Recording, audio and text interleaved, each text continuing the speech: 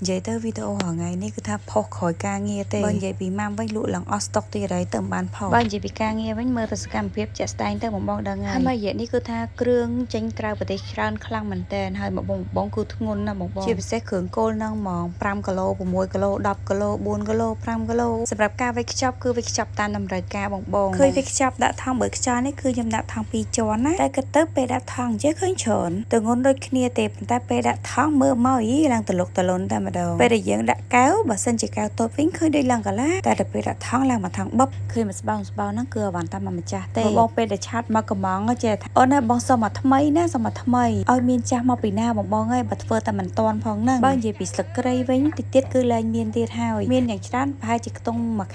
ខែជាងទៀតអីទេបើនិយាយពីគ្រឿងខាងយើងគឺធានា 100% គឺធម្មជាតិអត់មានប្រើសារធាតុអីទាំងអស់ការដែលយើងមិនប្រើសារធាតុរក្សាទុកនេះហើយដែលធ្វើឲ្យគ្រឿងរបស់យើងគឺប្រែប្រួលសម្រាប់គ្រឿងគោលប្រែប្រួលបងអត់ដឹងទេដោយសារពណ៌របស់គេពីលឿងខ្ចីទៅលឿងទុំតែបើនិយាយពីគ្រឿងស្លឹកវិញគឺថាប្រែពណ៌ពីខៀវទៅជាកម្ៅតែម្ដងពេលខ្លះបងក៏ឆ្ងល់ថាពេលថតហេតុអីឡើងខ្ចីតែដល់ពេលយកទៅដល់ឡើងសបល់ហេកម្ៅអញ្ចឹងនេះហើយដែលខ្ញុំតែងតែនិយាយរឿយជាធម្មជាតិរបស់គ្រឿងស្លឹកគ្រៃគឺប្រែពណ៌អញ្ចឹងហើយបើហាន់ហើយតាំងពីព្រឹករហូតដល់ល្ងាចពណ៌នៅតែខៀវងឹតហ្នឹងគឺថាហ្នឹងហើយមិនមែនជាធម្មជាតិទេនៅពេលដែលបងចង់បានគ្រឿងស៊ីនប៉ុន្តែចង់បានពណ៌សបល់ល្អគឺទៅអត់រួចតែម្ដងទោះបីជាយើងដាក់អំបិលនៅពេលកិនឬនៅពេលបុកមិនក៏ដោយក៏អត់អាចទប់ពណ៌របស់ស្ពណ៌ស្លឹកគ្រៃយើងបានដែរព្រោះតែនិយាយរឿងស្លឹកគ្រៃក៏ភ្លេចនិយាយរឿងល្ហុងនិយាយពីថាការងារថ្ងៃនេះគឺយប់ជ្រែតែម្ដងដោយសារតែល្ហុងគឺចូលមកម៉ោង4ល្ងាចហើយអញ្ចឹងតម្រាំនឹងចិត្តហើយនឹងម៉ោង6 7តម្រាំនឹងតុនត្រោមអាចយកមកចាវជាមួយនឹងត្រីម៉ាំយើងបានឡើងចង់ម៉ោង11បងអើយនិយាយពីថាចាវបដើភ្នែកឡើងតុនល្មើយម៉ាក់យាយនេះវិញក៏ដែរហ៊ានសម្រាប់ដែរតែការងារនៅច្រើន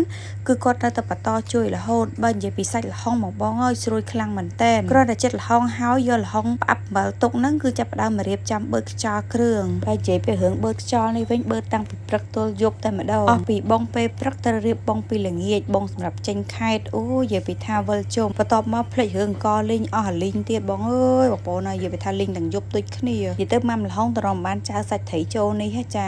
ម៉ោង11ជាងហើយតម្រាំនឹងរួចរាល់ហ្នឹងគឺថាម៉ោង12តែម្ដងរួចរាល់វគ្គម៉ាំត្រូវឆ្លៀតទៅឆែកបងឆែកអីទុកព្រឹកទៀត